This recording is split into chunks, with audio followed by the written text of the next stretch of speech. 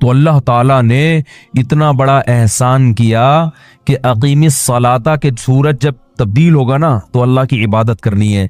कैसे करनी है वो अल्लाह ने हमें बता दी। क्या खानदानी तरीका बताया है, इससे ज्यादा खानदानी तरीका दुनिया में किसी मजहब के पास नहीं। शुरू कहां से होती है? एक तो टाइम कौन सा रखा, सूरज के तुलू होने से पहले।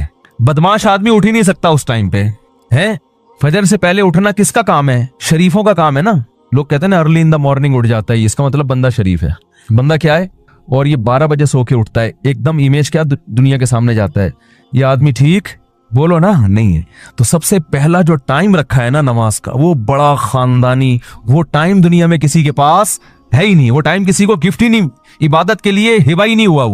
वो है तुलुए आफ्ताब से पहले, सूरज निकलने से पहले। मेडिकली कितना अच्छा टाइम है, ऑक्सीजन का लेवल सबसे ज्यादा होता है उस वक्त, दिमाग फ्रेश हो जाता है। फिर उठने के बाद अल्लाह ने हुक्म दिया कि सबसे पहले दांतों को साफ करो मस्जिद जाने से। देखो अंग्रेज भी सुबह उठ के दांत साफ करता है, वो इसलिए साफ करता है कि जरासीम मर जाए। जब मैं मुस्कुराऊं तो मुस्कुराते हुए अच्छा महसूस, बत्तीसी अगर कहीं नजर आए तो देखने में लोग कहें वेल डन, बहुत अच्छे, कहां से बनवाए कहां से लगवाए। कि डॉक्टर जो दांत देखते हैं ना, इतने मैले इतने गंदे कि अगर किसी के साफ दांत नजर आए तो डॉक्टर को यह वहम होता है कि इसने ऑर्डर पे बनवा के फिट करवाए हैं। गुटके, और डेंटिस्ट के पास तो ज्यादातर गुटके के केसेस आते हैं ना। तो अंग्रेज सुबह सुबह उठ के दांत साफ करता है जरासीम खत्म करने के लिए। मुसलमान सुबह सुबह उठ के दांत साफ करता है क्योंकि अल्लाह के दरबार में हाजिरी देनी है। हमारे यहाँ दांत साफ करना सुन्नत है। उसमें नियत क्या करनी है भाई? अल्लाह के पास। वो तो खुद ब खुद जरासीम मरासीम तो वैसे ही मर जाएंगे ना। जरासीम को क्या पता अल्लाह के लिए कर रहा है, हमें मारने के लिए कर रहा है। वो तो जो भी केमिकल होगा वो तो जर्म्स को मारेगा ना।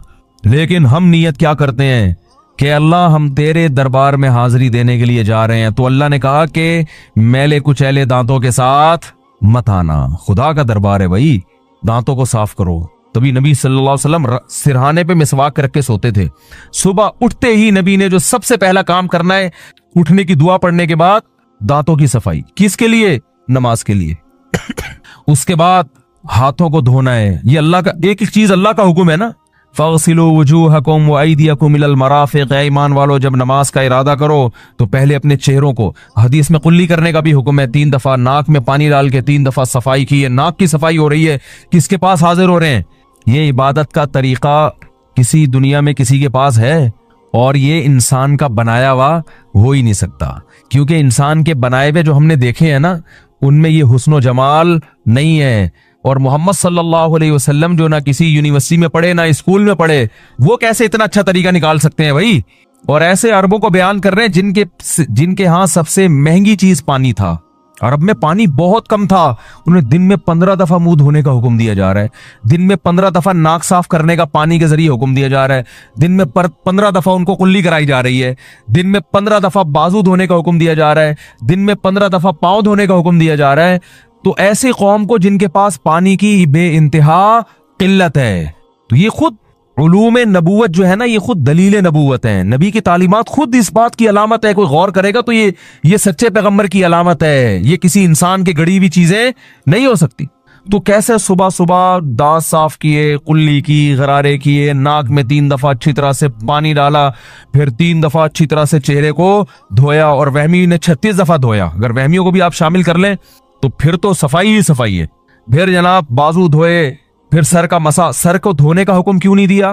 कि ये काम पूरी जिंदगी करना है तो धोने में टेंशन ज्यादा है। बाल आपने रखे हुए, सुखाने पड़ेंगे आपको, टाइम लगेगा उसमें, सर्दी है, बाज़ दफा बीमार हो जाता है। तो आसान, यानी सफाई को भी पेश नजर रखा जा रहा है और आसानी को भी। कितनी टेंशन में ना डाल दो, टेंशन में। तो सर के बारे में कब मसा कर लो। पाँव को धोने का हुक्म दिया, और फिर उसके बाद मस्जिद में आते हैं।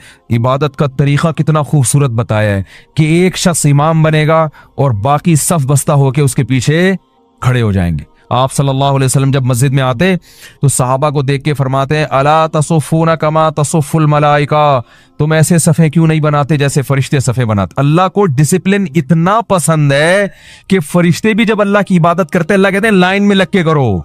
तो सुबह सुबह डिसिप्लिन सिखाया जा रहा है कि नहीं सिखाया जा रहा? और जितना बदनज़म मुसलमान है दुनिया में, इतना बोलते क्यों नहीं भाई? कोई काम लाइन में लग के नहीं होता, कोई काम। और फिर नबी जब सफ़े सीधी होती ना तो आप सल्लल्लाहु अलैहि वसल्लम बहुत एहतमाम से उसको लाइन को बिल्कुल सीधा करते थे, कहीं किसी का सीना आगे ना निकला हुआ हो, कहीं पीछे ना हो, बहुत सीधी लाइन होती थी। और इतनी ताकीद की, फरमाया कि अगर तुम अपनी सफों को सीधा नहीं करोगे, इस बात का खतरा है तुम्हारे दिल अल्लाह टेढ़े कर देगा आपस में। ऐसे लाइन बना के सुबह सुबह एक इमाम वो सूरह फातिहा पढ़ के अल्लाह से फिर वो अल्फाज बता दें कि वर्डिंग क्या होनी चाहिए तुम्हारी, वो शुरू कहां से होगी, अल्हम्दुलिल्लाहि रब्बिल आलमीन, तमाम तारीफें उस अल्लाह के लिए जो तमाम जहानों का पालने वाला। इससे ज्यादा खुदा और माबूद की तारीफ के इससे अच्छे अल्फाज हो नहीं सकते। और फिर अरबी में उसमें वैसे ही एक रूहानियत, एक हुस्न है। मैं कहता हूं अगर अल्लाह हमें इबादत का हुक्म देता किसी और जबान में, वो चाशनी जो मजा अल्हम्दुलिल्लाहि रब्बिल आलमीन कहने में है, खुदा की कसम ये अरबी में ही मजा आएगा, किसी और जबान में ये लज्जत और चाशनी है ही नहीं। अरबी तो ऐसी जबान है, गालियां भी दे रहा हूं ना, लोग हाथ उठा के दुआ मांगना शुरू कर देते। वो एक आदमी ने कहीं लिखा हुआ था ना अरबी, तो जाके चूम रहा था, उसने कहीं लिखा हुआ है यहाँ लेटरीन है, बैतुल खला यहाँ। वो एक आदमी कहीं गालियां दे रहा था अरबी किसी को, वल्लाही अंता, अब तो मैं गालियां तो नहीं दूंगा ना यहाँ बैठ। तो वो दूसरा कहता है पाकिस्तानी, क्या मेरे लिए भी दुआ करना यार, आप इसके लिए इतनी दुआएं दे रहे हैं। जबान में लज्जत है, चाशनी है। आप देखो इमाम हरम जब अरबी में दुआ मांगते हैं, क्या खूबसूरत उसमें एक अजीब नूरानियत पैदा होती है। वो उर्दू, पश्तो, वो पंजाबी में नहीं हो सकती, वो इंग्लिश में नहीं हो सकती। ऐसी जबान की अल्लाह ने सिलेक्शन की। आप दूसरी जबानों को उठा, हिंदू की देख लो, वो चाशनी, वो लज्जत नहीं मिलेगी आप किसी भी जबान में नहीं है। कुरान अरबी में इंसान पढ़ता है, सूरह मरियम देखो, काफ हा या आइन साद, ज़िक्र रहमति रब्बिका अब्दहु ज़करिया इज़ नादा रब्बहु निदाअन खफिया क़ाल रब्बी इन्नी वहनल अज़्मु मिन्नी वश्तअल अर्रअसु शैबन वलम अकुम बिदुआइका रब्बी शक़िया। ऐसे खूबसूरत अल्फाज है कि जब हजरत जाफर तैयार ने नजाशी बादशाह के सामने सूरह मरियम पढ़ी है ना, वो फूट फूट के रोने लगा, उसकी दाढ़ी तर हो गई, भीग गई दाढ़ी। जितने पादरी बैठे थे सारे रोने लगे। मेरा जो जुम्मे का खुतबा है ना, इंटरनेट पे पहले डाला हुआ था, हमने निकाल दिया, फिर वो उसके नीचे अंग्रेजों के कमेंट्स मैंने देखे कि यार हमें एक लफ्ज भी समझ में नहीं आ रहा, मगर ये मजा बहुत आ रहा है इसको सुनने में। गोरों के कमेंट मैंने खुद पढ़े हैं, वो अरबी का खुतबा, तो वो खुतबा समझ में नहीं आ रहा, फिर भी मजा। और ये मजा वो नहीं होता जो मौसीकी में होता है। मौसीकी की लज्जत और तरह की है, और रूहानियत की जो लज्जत है वो बिल्कुल इससे अलग है। तो खुतबा है, कोई गाना थोड़ी है जो उसमें कोई लज्जत हो। कितने लोग हैं, तबलीगी जमातें जब बाहर जाती हैं वो बताते हैं ऐसे वाकयात के, कोई हमने गोरों को कुरान सुनते हुए देखे। ये जो कारी अब्दुल बासित था ना, ज़ियाउल हक इनको अपने साथ ले जाया करते। ज़ियाउल हक अपने साथ कारी अब्दुल बासित को लेके जाते थे। रशिया लेकर गए हैं अपने साथ। कारी अब्दुल बासित ने वहां तिलावत की है, रशियन दहरिये जिनको कुरान का एक हर्फ भी समझ में नहीं आया, लेकिन हम छोटे थे उस वक्त ये खबर मशहूर हुई थी, कई दहरिये मुसलमान हो गए कि यार ये कैसा कलाम है यार, इसमें क्या लज्जत है। ये 1400 साल पहले इतना खूबसूरत कलाम, और जो पेश कर रहे हैं वो लिखना पढ़ना बोलो नहीं जानते, और उस कलाम की फिर अहकामात को देख लो, वो उससे ज्यादा खूबसूरत। कैसे प्यारे अहकाम दिए हैं कुरान ने। विरासत का हुक्म उठा के देख लो, नमाज का, ज़कात का, रिश्तेदारी जोड़ने का हुक्म भी प्यारे, अल्फाज भी प्यारे, वर्डिंग भी प्यारी, उनको पेश करने का तरीका भी बहुत प्यारा। कोई फोश लफ्ज नहीं है कुरान में, कोई बेहुदा लफ्ज नहीं है, किनायों में बात करता है कुरान। क्या है जबरदस्त। तभी तो वो हजरत जाफर तैयार ने जो तकरीर की थी ना, उन्होंने कहा था कि हम तो मुर्दार खाते थे। जो नबी ने जिस पे कुरान नाज़िल हुआ उसने हमें बताया कि ये मुर्दार इंसानों के खाने की चीज नहीं है। यानी हकाम भी प्यारे। तो अल्लाह ने हमें हुक्म दिया, नमाज जो इब्तदा होगी अल्हम्दुलिल्लाहि रब्बिल आलमीन। कैसा प्यारा लफ्ज है। तमाम तारीफें उस अल्लाह के लिए जो तमाम जहानों का पालने वाला है। मुल्हिदीन की दुम पे पाँव रख दिया है, ठीक है ना, जो खुदा का इनकार करते हैं। अरे हम इनकार नहीं, हम तो मानते भी हैं, और सिर्फ खाली पीली जबान से नहीं मानते, अपनी मीठी तरीन नींद को कुर्बान करके। वो जो मुअज्जिन जो बेचारा 5,000 10,000 तनख्वाह लेके हय्या अला सलाह कह रहे हैं ना, दो बड़े बड़े थानेदार भी बाज दफा बुलाता है ना एसएचओ, पब्लिक नहीं जाती कि भाई आपको एसएचओ ने बुलाया, तो आप चूंकि डीएसपी के बेटे हैं, आप फोन कर देते हैं कि मैं नहीं आ रहा। एसएचओ कहता है क्यों नहीं आ रहा, कहते डीएसपी साहब का बेटा हूं। कह रहे बस वहीं रहो, मैं खुद ही आ जाता हूं आपसे मिलने के लिए। हर फंटर से बड़ा भी कोई फंटर है ना दुनिया में। लेकिन एक गांव देहात का मुअज्जिन, फटी पुरानी चप्पल, वो मस्जिद में आके ऐलान करता है हय्या अला सलाह, और उसकी दावत पर डॉक्टर भी लब्बैक कहते हैं। उसकी दावत पर आर्मी के ऑफिसर भी लब्बैक कहते हैं। उसकी दावत पर जो है वो इंजीनियर बड़े बड़े वो भी लब्बैक कहते हैं। उसकी दावत पर बड़े बड़े लोग बादशाह भी लब्बैक कह के मस्जिद की तरफ जा रहे होते हैं, क्योंकि पता है कि ये दावत इसकी नहीं है। ये बेचारा गरीब हमें अगर बुलाए तो हम तो पुलिस के कहने पे नहीं जाते, इसके कहने पे क्यों जाएंगे। उनको यकीन होता है कि ये दावत किसकी तरफ से दी जा रही है, हय्या अलस सलाह की, ये खुदा की तरफ से दावत दी जा रही है। तो मुल्हिद तो अल्लाह को लुगत से ही निकाला हुआ है, और नमाजी ने ऐसा डिक्शनरी में डाला हुआ है कि अपनी मीठी तरीन नींद एक आम गंवार देहाती की दावत की आवाज सुन के अपनी नींद को कुर्बान कर देता है।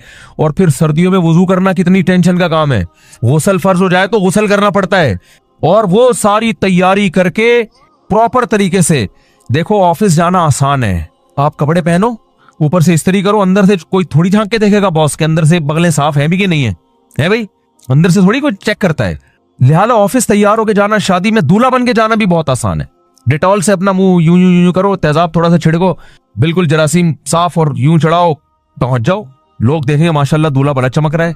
लेकिन अल्लाह ने कहा ना ना ना ना ना, ऊपर से नहीं, अंदर से साफ। ऊपर से भी होना है, पहले अंदर से। बाल बढ़ गए हैं, नमाज मकरू होगी। दांत गंदे हैं, नमाज मकरू होगी। प्याज की बू आ रही है, नमाज मकरू होगी, इस बू को खत्म करो। गुटके निस्वार की बू आ रही है, खत्म, इसको खत्म करो पहले। पेशाब का कतरा निकल गया है, वुजू टूट गया आपका। निजासत फैल गई है, इसको कपड़ों से धो, अपने इजार को पाक करो। हालांकि भाई ना बदबू आ रही है ना कोई देख रहा है, ना ना ना ना, आपके कपड़ों पे चूंकि पेशाब लगा हुआ है, पब्लिक तो नहीं देख रही, ना बू आ रही है, कपड़े गंदे हैं, इसको साफ करो। तभी तो नमाजी बैठा होता है, वॉशरूम में शलवारे कंधों पे लटका के रगड़ रहे होते हैं। जो वहमी होते हैं वो ज्यादा ही कर रहे होते हैं, वरना क्या मसला है, अंग्रेजों की तरह हम भी जाएं वॉशरूम में, एक जनाब पेशाब किया और निकले। गोरे तो मैंने तो देखा है, बाहर मुल्कों में गया हूं, गोरे थोड़ी इतनी टेंशन के बैठे हुए इंतजार कर रहे हैं कि कब कतरे आना खत्म होंगे, फिर हम इस्तिंजा करके बाहर निकलेंगे।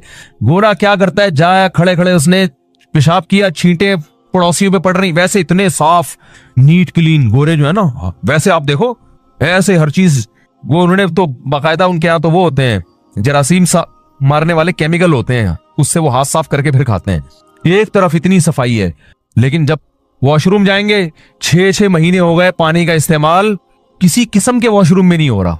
यानी एक तो छोटा वॉशरूम होता है, एक बड़ा वॉशरूम होता है। There are 2 types of washrooms.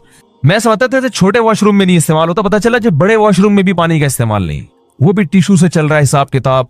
अल्लाह ने कहा ना ना ना ना ना, ये दुनिया नहीं देख रही, मेरे सामने आओगे ना तो नीट एंड क्लीन होके आना है। तभी वॉशरूम में इंसान टाइम लगाता है, भाई पेशाब के कतरे खत्म हो जाए फिर इस्तिंजा करूंगा, वरना लिबास क्या हो जाएगा, नापाक हो जाएगा। वही क़ज़ाए हाजत लगी हुई है, उसको पहले साफ। हमारे नबी जब सुबह गुस्ल करते तो पहले जहां जहां गंदगी लगी है ना, नजासत, उसको साफ करते, उसके बाद वुजू करते, फिर आप गुस्ल करते। तो पहले गंदगी को साफ करना है। इस्तिंजा का लफ्ज ही नहीं है गोरों की लुगत में, ये लफ्ज ही नहीं है डिक्शनरी में। तो इस तरह से इंसान इतना तो ऑफिस जाना भी, नमाजी को अपने कपड़ों को पाक रखने में बड़ी तकल्लुफ से काम लेना पड़ता है। हाँ, मैं ये कर रहा था कि जो लोग, मैं ये कर रहा था कि देखो जानवर के लिए चैलेंज है ही नहीं, जानवर के लिए तो चैलेंज ही नहीं, उसको फितरत को डिफाइन करने की जरूरत ही नहीं है, उसको सीधा रास्ता जानने की जरूरत ही नहीं है। अल्लाह उसको पैदा करके धक्का देके उसको सही ट्रैक पे चला देता है। जिसने लाहौर जाना है अल्लाह उसको लाहौर की ट्रेन में बिठा देता है, जिसने खानेवाल जाना है उसको खानेवाल की ट्रेन में अल्लाह बिठा देता है, जिसने पेशावर जाना है अल्लाह उसको पेशावर की ट्रेन में बिठा देता है। उसको जरूरत ही नहीं है कि मेरा ट्रैक सही है कि नहीं है, जो उसकी मंजिल है फितरत, अल्लाह उसको धक्का देके उस पे चला देता है। अब जैसे शेर से बात आई थी कि वो हमसे मशवरे लेके खाता तो गोश्त के साथ थोड़े से फाइबर मिला के खा रहा होता, हाजमा इससे क्या होता है अच्छा होता है, या कोल्ड ड्रिंक पी रहा होता हजम करने के लिए, तो अल्लाह ने उसको चला दिया उसकी लाइन पे। वो आप चिड़ियाघर में भी लाओगे ना, वो नहीं मानता इस चिड़ियाघर के प्रोटोकॉल को, जू के प्रोटोकॉल को वो नहीं मानता। वो कहता है मुझे वैसा ही पहाड़ चाहिए, मुझे वैसा ही कच्चा गोश्त चाहिए, हड्डी तोड़ के खाऊंगा मैं, ये क्या कबाब और कोफ्ते बना के मेरे सामने तुम लोगों ने पेश कर दिया, मुझे ये बिल्कुल भी पसंद नहीं है। शेर के पिंजरे में आप शेर छोड़ दें, पूरी जिंदगी गुजर जाएगी, वो उससे अपनी जिनसी ख्वाहिश पूरी नहीं करेगा। आप उसको लॉ ला के दिखाएं, यूके में नेशनलिटी मिल जाएगी भाई तुम्हें, समझ रहे हो, कोई उसके कोई दलील कारगर नहीं होगी। वो ये नहीं कहेगा कि मुझे चूंकि फीमेल नहीं मिल रही तो मेरे भी जज्बात हैं, चलो वसीम सही, फिर शेरों में भी तो वसीम सतार होते हैं ना, चलो सतार भाई, चलो गफूर भाई, चलो जी। ना ना ना ना, उसकी नेचर उसकी तरफ माइल बोलो नहीं, वो गंदगी है ये, वो नहीं मानेगा इसको। तो जानवर बच्चा बकरी का पैदा होते ही कहां दूध की तरफ लपकता है, आप उसके सामने गोश्त डालोगे, कभी भी उसको मुंह मारने की कोशिश नहीं करेगा वो। लेकिन इंसान का जो मसला है ना मेरे भाई, सारा मसला इंसानों का है। इंसान के सामने दो बड़े चैलेंज हैं। एक, फितरत की डेफिनेशन क्या है, नंबर 2, उस पे चलना कैसे है। ये जो कुरान कहता है ना, कुरान का जो इंट्रोडक्शन अल्लाह ने कराया, ज़ालिकल किताबु ला रैब फीही, पहली आयत यही है ना सूरह बकरा जहां से शुरू हो रही है। अल्लाह ने कुरान का इंट्रोडक्शन करवाया, ये एक किताब है जिसके हक होने में कोई शुबहा नहीं है। ए अल्लाह, ये क्यों नाजिल की है तूने? अल्लाह ने कहा कि ना ये मेडिकल साइंस की किताब है, ना इसे पढ़ के तुम गुर्दों